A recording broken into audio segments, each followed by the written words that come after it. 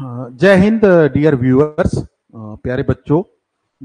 Second selection जो सैनिक school की सेकंड राउंड, उसमें कई सारा गड़बड़ हुआ है, बहुत सारे विसंगतियां है। पता ही नहीं चल पा रहा है कि कौन सी स्कूल में कौन वेटिंग है, क्या है। ये एनटीए की वेबसाइट की प्रॉब्लम है और इसको बहुत सारा कंप्लेन जा चुका है, पेरेंट्स कंप्लेन कर चुके हैं। इसके ऊपर मीटिंग उनका चल रहा है, कुछ ना कुछ तो करेंगे। इसीलिए मैंने सेकंड काउंसलिंग का कोई वीडियो ही नहीं बनाया था, क्योंकि जब खुद को ही समझ में नहीं आ रहा है तो क्या बनाएंगे उसमें।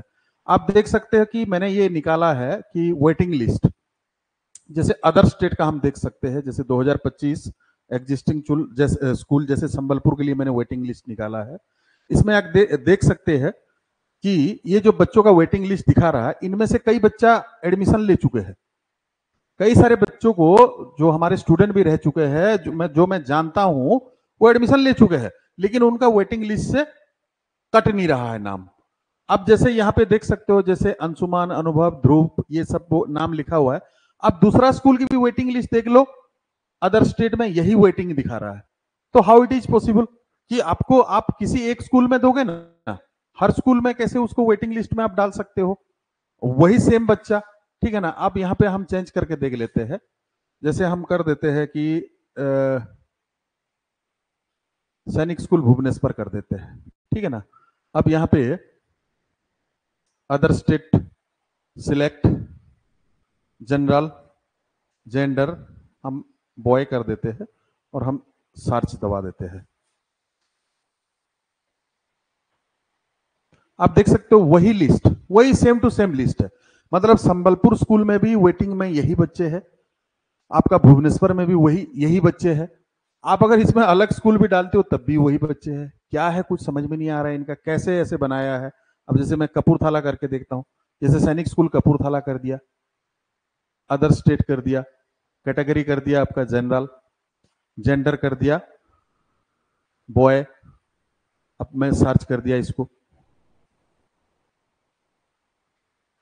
देखो सर्च दबा दिया, वही अंशुमान यादव, अनुभव शर्मा, ध्रुव नेगी, वही सेम टू सेम लिस्ट, कोई चेंजमेंट नहीं है। तो यही सेम बच्चे जो 33 स्कूल, पूरा का पूरा 33 स्कूल में यही बच्चे वेटिंग में है।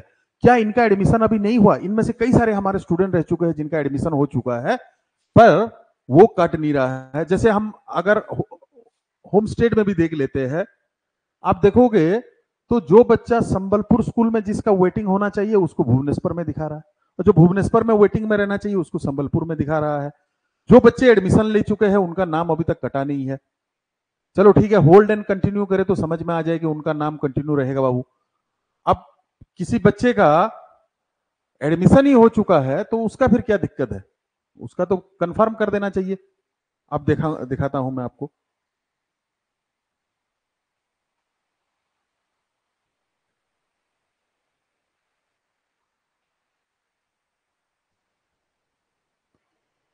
अब देखिए, ये जो संबलपुर स्कूल का होम स्टेट के लिए, होम कैटेगरी के लिए जो वेटिंग दिखा रहा है, ये भुवनेश्वर का वेटिंग लिस्ट है और इसमें कई सारे स्टूडेंट एडमिशन ले चुके हैं।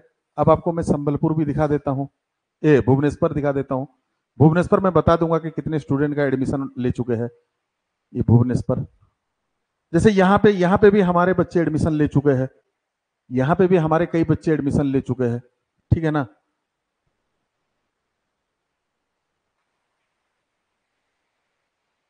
जैसे पेज 2 में ये जा ही नहीं रहा है। अब यहाँ पे सैनिक स्कूल भुवनेश्वर कर दिया मैंने, यहाँ पे कैटेगरी कर दिया होम स्टेट, यहाँ पे कैटेगरी कर दिया जनरल, और ये हो गया जेंडर, हो गया बॉय, और हम सर्च करते हैं।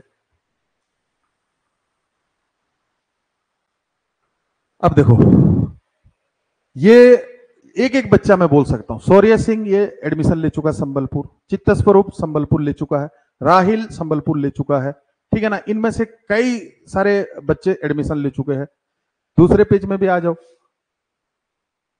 दूसरे पेज में भी कई बच्चों ने एडमिशन ले चुका है, ठीक है ना। लेने के बावजूद भी इनको वेटिंग में दिखा रहा है। तो पेरेंट्स को कैसे पता चलेगा कि किस स्कूल में कितना वैकेंसी है? कैसे हम अंदाजा लगाए कि किस स्कूल में कैसा वैकेंसी है? यह है सबसे बड़ा प्रॉब्लम।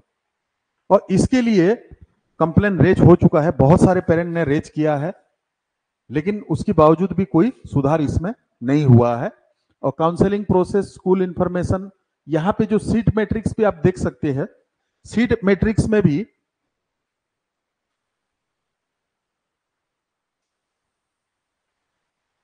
जैसे हम सैनिक स्कूल देखते हैं सीट मैट्रिक्स, अब जहां पे पहले 7 वैकेंसी दिखा रहा था फर्स्ट सिलेक्शन के बाद, अभी सेकंड सिलेक्शन में वहां 12 दिखा रहा है। ठीक है, वो तो चलो हम समझ सकते हैं कि भाई होल्ड एंड कंटिन्यू वालों को उन्होंने एडजस्टमेंट किया होगा, तो वो हो सकता है। अब देखिए जैसे संबलपुर में अनरिजर्व जनरल कैटेगरी के लिए 7 सीट था, अभी 12 दिखा रहा है। ओबीसी के लिए 7 सीट था, अभी 8 दिखा रहा है। तो ये वाला प्रॉब्लम है। ऐसे कई सारे प्रॉब्लम है। अच्छा, इसके बाद और एक सीवियर प्रॉब्लम ये हुआ है कि कोई बच्चा का मान लो 275 है और उसने जिस स्कूल में वेटिंग में, जिस स्कूल के लिए उसने अप्लाई किया है वहां पे उससे कम नंबर वालों को सीट मिल गया लेकिन उसको नहीं मिला है। ये कैसे पॉसिबल है? तो एनटीए की वेबसाइट में खूब सारा इस बार प्रॉब्लम आया है, पता नहीं क्या करेंगे क्या नहीं। बहुत सारा लोगों ने रेज किया है, कंप्लेन रेज किया है, लेकिन अब भी कुछ अपडेट नहीं हुआ है, कोई भी अपडेट नहीं है। आप काउंसलिंग शेड्यूल में भी देख सकते हो, काउंसलिंग शेड्यूल में वही लिखा है कि 13 तारीख काउंसलिंग शेड्यूल आप देखो 7 से लेके 10 तारीख तक, 10 तारीख राउंड टू 13 तारीख तक एक्सेप्टेंस ऑफ स्कूल है। ठीक है ना, यही लिखा रहा है, कोई इसमें अमेंडमेंट नहीं है। तो आप थोड़ा सा इंतजार कीजिए, कल तो एक्सेप्ट करना ही पड़ेगा या तो रिकंसीडर करना पड़ेगा, लेकिन मुझे लगता है कल तक कुछ ना कुछ ये सोल्यूशन निकालेंगे, ये जहां भी इनका प्रॉब्लम हुआ है। हाँ, बट इतना एश्योरेंस हम आपको देते हैं, ये तो जाहिर सी बात है प्रॉब्लम हुआ है, बट इसको सॉल्व करेगा एनटीए, कैसे ना कैसे इसको सॉल्व करेगा। और पता नहीं क्या काउंसलिंग का सिस्टम रहा कि फर्स्ट कटअप से सेकंड कटअप हाईएस्ट जा रहा है। फर्स्ट कटअप कहीं पे घोड़ा खाल 280 था, सेकंड कटअप में 285 आ गया। ये प्रॉब्लम हो रहा है। अच्छा, 2 नंबर है, जैसे हम काउंसलिंग करते हैं, अगर हम यहाँ पे साइन इन कर लेते हैं मान लो किसी बच्चे का, काउंसलिंग तो इसीलिए किया जाता है, second counselling, third counselling, fourth counselling, कि आप स्कूल चेंज कर सकते हो कि भाई फर्स्ट प्रेफरेंस में मैं इसको देना चाहता हूं, यहाँ पे वैकेंसी है, इसीलिए काउंसलिंग होता है। अब यहाँ पे वो सिस्टम ही बंद कर दिया इन्होंने आप देख सकते हो, मैं तो तंग रह गया कि ये क्या काउंसलिंग है, क्योंकि कहीं भी काउंसलिंग होता है तो अपने मर्जी से आप चेंज करोगे। अब यहाँ पे देखिए,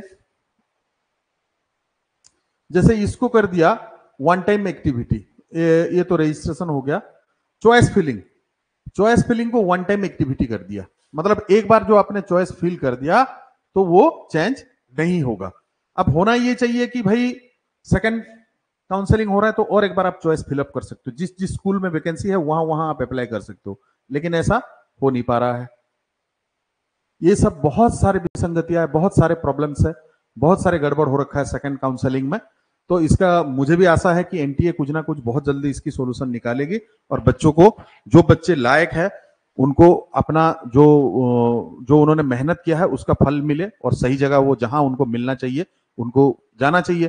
भाई ये बहुत गड़बड़ वाली बात है कि कोई बच्चा हाईएस्ट मार्क ला रहा है और उसको नहीं मिल रहा है और उससे कम नंबर वाले को सीट मिल रहा है। तो मुझे लगता है कि कल तक कुछ ना कुछ इसमें सुधार करेंगे। यही चीज के लिए मैंने सेकेंड राउंड का बहुत ज्यादा वीडियो नहीं बनाया था, बस मैं ये दिखाना चाहता कि ये प्रॉब्लम है। और जिन पेरेंट्स को इशू है, आप हेल्प डेस्क में जाइए और कांटेक्ट कीजिए, उनको कांटेक्ट डेस्क में जाके कांटेक्ट कीजिए, ठीक है ना।